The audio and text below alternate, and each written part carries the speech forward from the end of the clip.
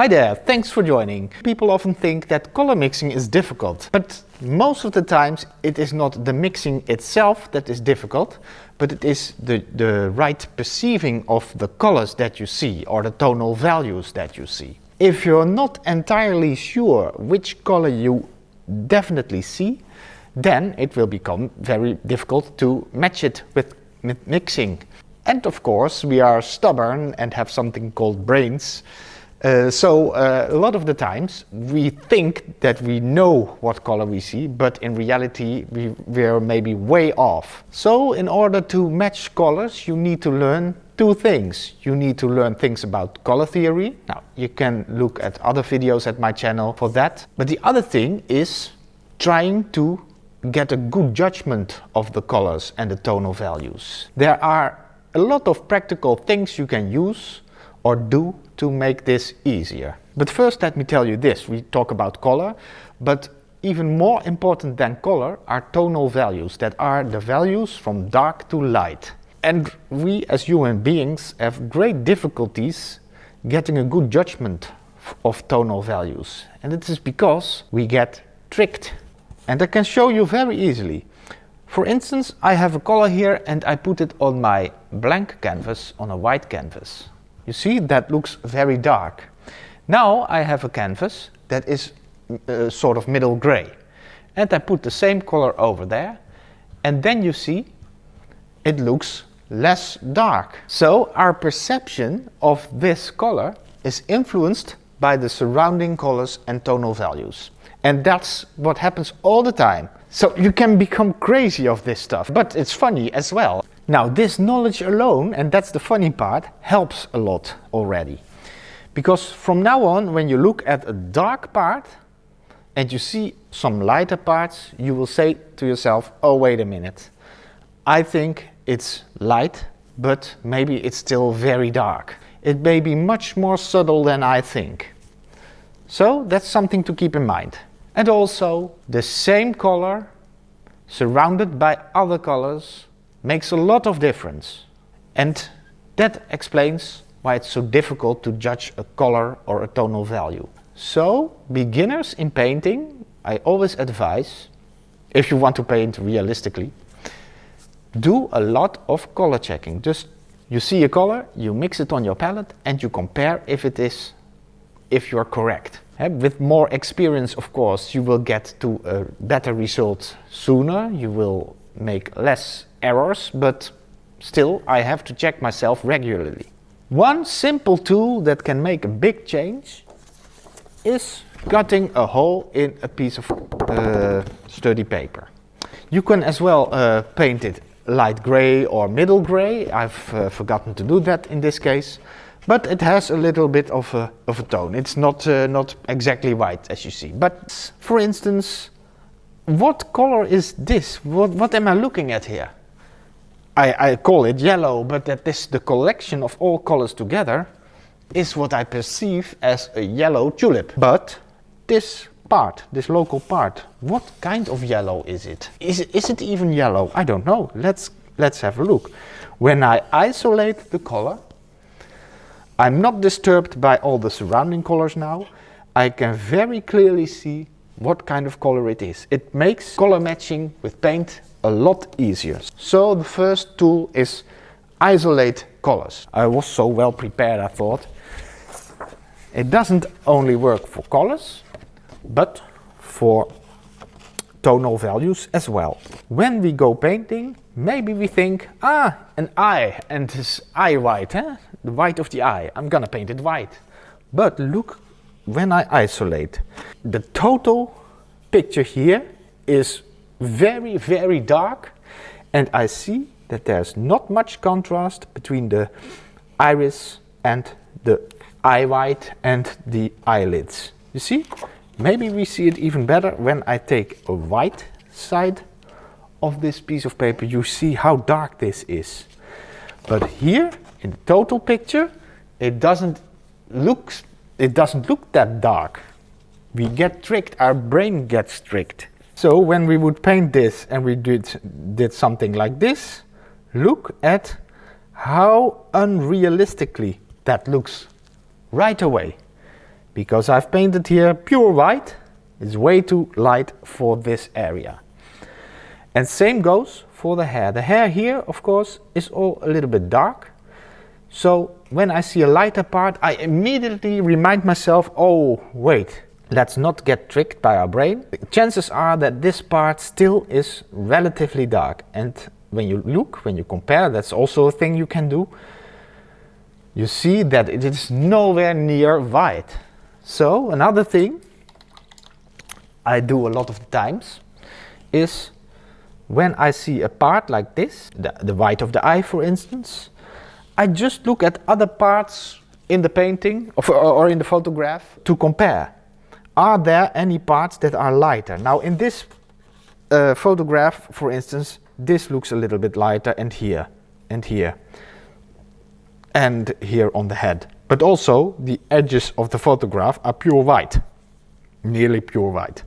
So I can see, it's not nearly as light as this. So compare the values between with other values that you see. And the same goes for the darkest parts. Is this black?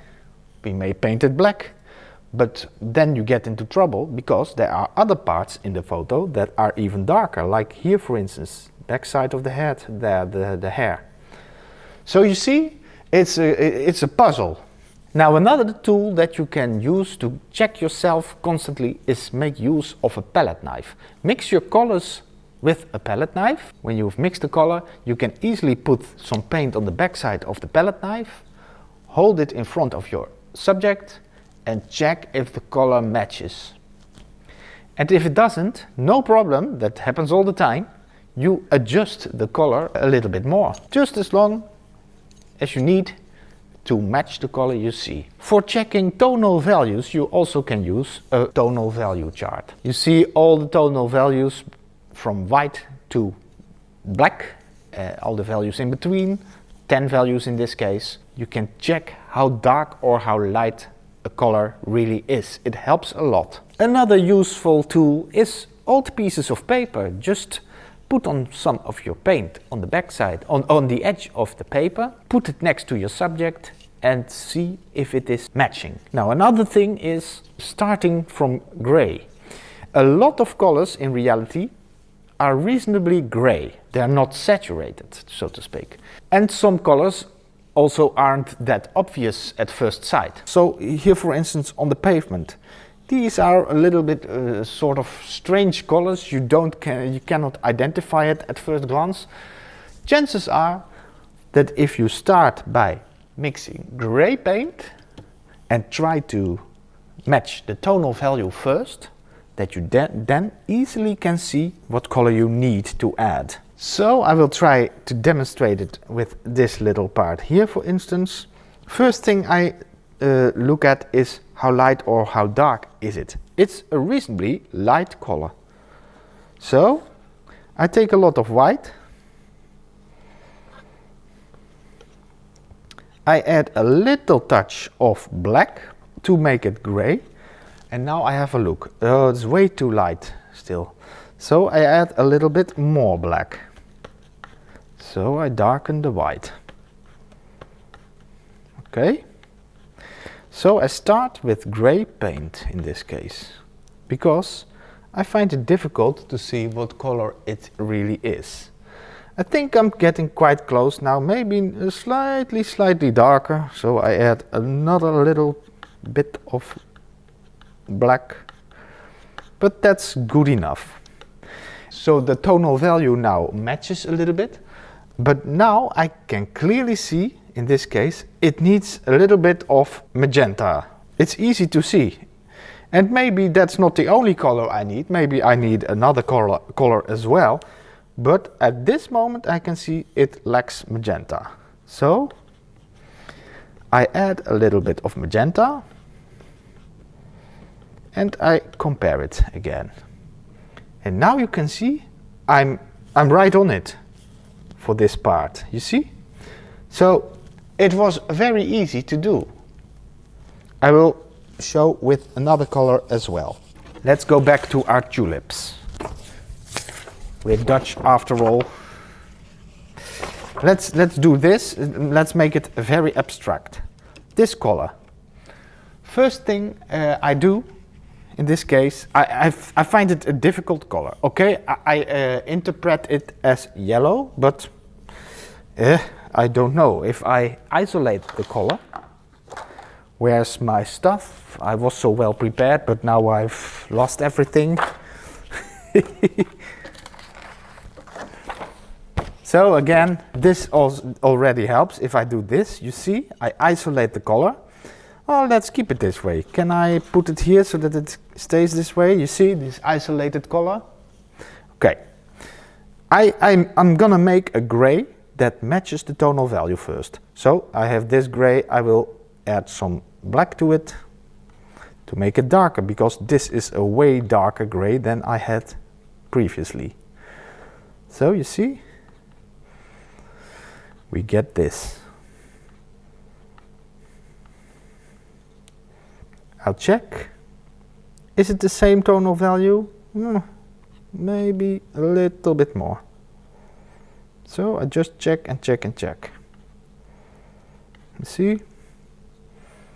That's about right. And now when I look at the color, I can easily see that it lacks indeed a little bit of yellow. You see? That's the first impression I get. The first impression is the best. After that you can adjust.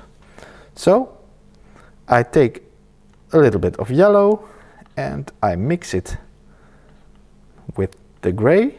Well, and now we're gonna compare again. I'm not quite there yet. It needs a lot more yellow, but there's also something else. Now I'm going to see that it also lacks a little bit of magenta. Can you see? But maybe you can't see it yet, but let me continue first by adding some more yellow. Let's see. Okay, you see? If I compare it now, I have added the yellow. That was my first impression, but now I see, it needs a little bit more magenta as well. So I take a little bit of magenta and mix it through my mixture. Almost there. I don't give up that easily. See, now I'm there. So I just started with gray paint. And of course you can get the same result by not using black paint, but by using complementary colors to tone down the color. Of course that's all true, but this is about practicing the perception, looking at the color, and then it can be useful. Try this for a while. Another good friend of mine is the color wheel. Also helps judging colors, because when I look at this wall, for instance, I can go look, does it contain green? No, it doesn't, it doesn't. Does it contain blue? No, it doesn't. Is it more purple? We're getting closer. It's somewhere in this range, you see? And of course it needs other things as well, but it is the tool that helps you identify at first what color it is you're looking at. Now, I hope that helps improving your painting skills, and I hope you enjoyed doing this, because let's face it, it is fun. It's nice to do this. If you liked the video, please hit a like button and maybe subscribe, and I'll see you next time.